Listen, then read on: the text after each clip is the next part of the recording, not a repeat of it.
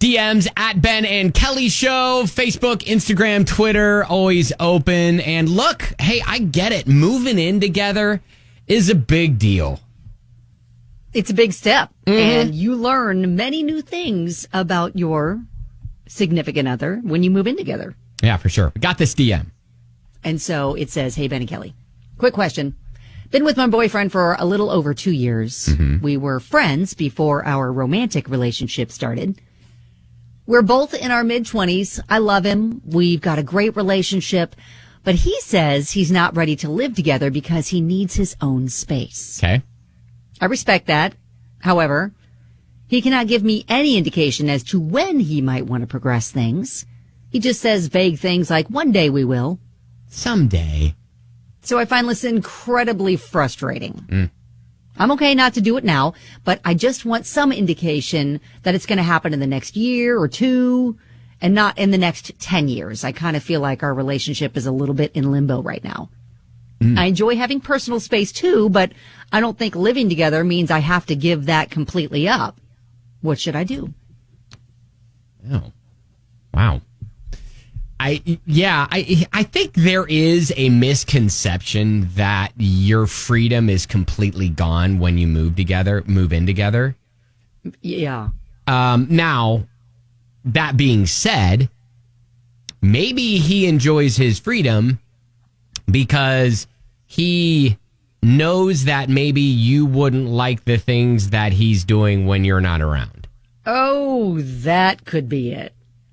I think you might have just nailed it. Because maybe he's thinking, okay, this is going to be like, this is kind of single guy stuff that's going to have to go bye-bye. I mean, maybe. And maybe he's not ready to give that up yet. But if he wants the relationship to move forward and not at be some point, stuck in this limbo, he's going to at least have to give her some sort of timeline. Like, okay, you know what? I think maybe in 6 months I'll be a little bit more ready or whatever. Let's wait till my lease ends, before we kind of start looking to do something. At least give her something. And if you're not wanting to ever move in, then that's something that needs to probably be discussed too, because then it's like, okay, this is a relationship of convenience rather than of, mutual feelings. Exactly. So, I think this can be, and I don't know how long you wait until you figure out, okay, is this indicating it's just not the right relationship and maybe he's not going to feel ready with you, or he's just in general not ready for that part of a relationship. So I think, what we need to tell Rachel is it's going to be hard to force him to do anything. I think, though, maybe explaining that, look, you still have a life. You are still going to be, going to work and doing things and all that stuff. And so really, you're just going to be spending, a few hours together a day, in all honesty. While you're awake. So, maybe explaining that to him and then just kind of saying, and there's nothing that guys love hearing, well, when then? Exactly. I mean, it's because like, I they don't already know. They're kind of on the clock. They're under the gun. Right. Yeah. I don't know. Right. Exactly. It's kind of an ultimatum. So it is a little bit. So be careful making it not sound like an ultimatum when you do talk to him. But I think maybe having that conversation with him and just saying, look, I want to move our relationship forward. And I think one of the ways we move our relationship forward is moving in together. Exactly. And then maybe you can find a place where he can have like man cave space or something like that. Mm-hmm. And then he'll feel like he doesn't have to completely sacrifice, his having any sort of his own space. Yeah. Yeah. Ashley texts in, has she said if she stays the night at his place already? She hasn't, but I assume she has on occasion. I would think. Yeah. They've been dating for a couple of years.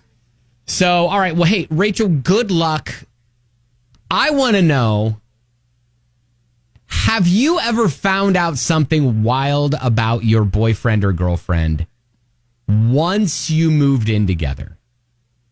Like crazy little habit? Yeah, was it a deal breaker? Right, something that you were just like, whoa, Didn't see that unexpected. coming. Yeah. I mean, it could be something big like, oh, I found out that he was actually dating 2 other people too, and they were coming around. Or it could be something simple like he doesn't flush the toilet or whatever.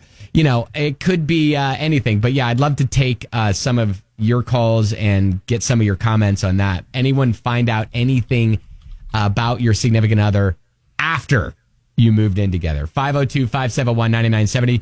So what weird thing did you find out about your significant other after you moved in together?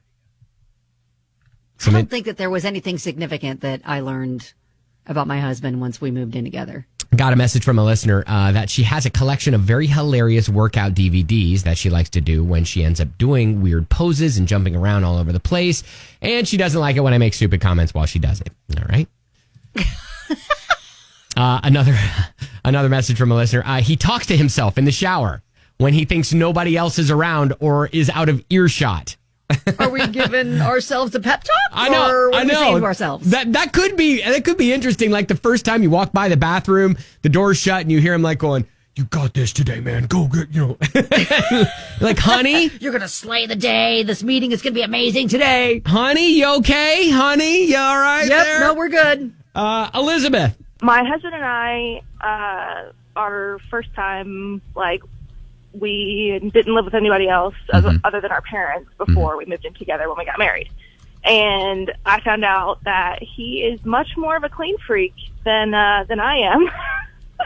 Like you thought you were the clean person in the relationship until you moved in together. Well, now I feel like a slob.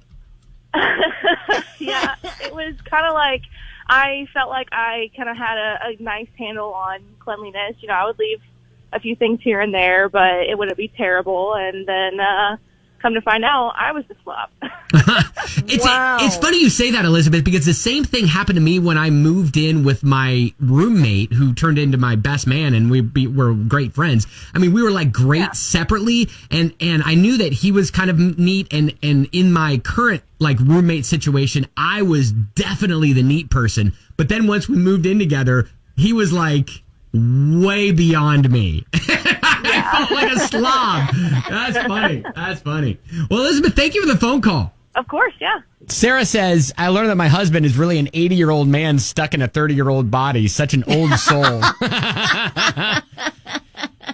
Well, that's adorable. It's about 4:30 time for dinner. Yes, are you good? Are you ready to eat? It's 8 o'clock. Let's get to bed. I mean, I could live that life. Got another message from a listener. These are things that you found out after you moved in with your significant other.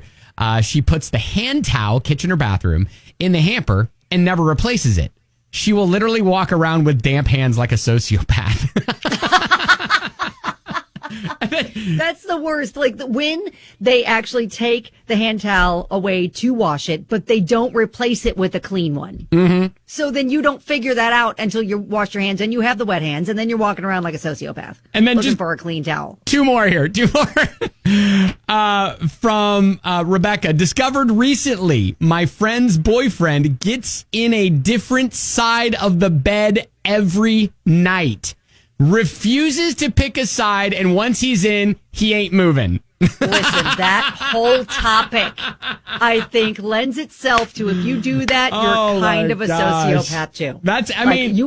You have sides. You have sides. Let's have some order. I've told you before that we, like, my wife and I will just switch sides every now and then. That's psychotic, because don't you have like your own alarm clock? On one side, especially you wake up at a different time than your wife. How does that work? Sometimes it's like on the weekends, we'll just do different sides. Now, granted, but during the week, you're staying on the same side? We haven't done this in a while. It's probably been over a year since we've actually done the old switching sides routine. But that's something that makes me feel a little bit better. But I was getting anxiety. Like the blood was starting to boil. I couldn't figure it out.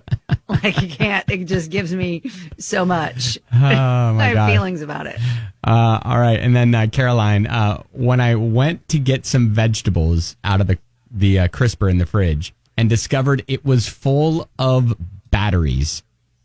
He insists on keeping the batteries cold and that they extend their shelf life. I would eventually like to convince him the same thing is true for lettuce.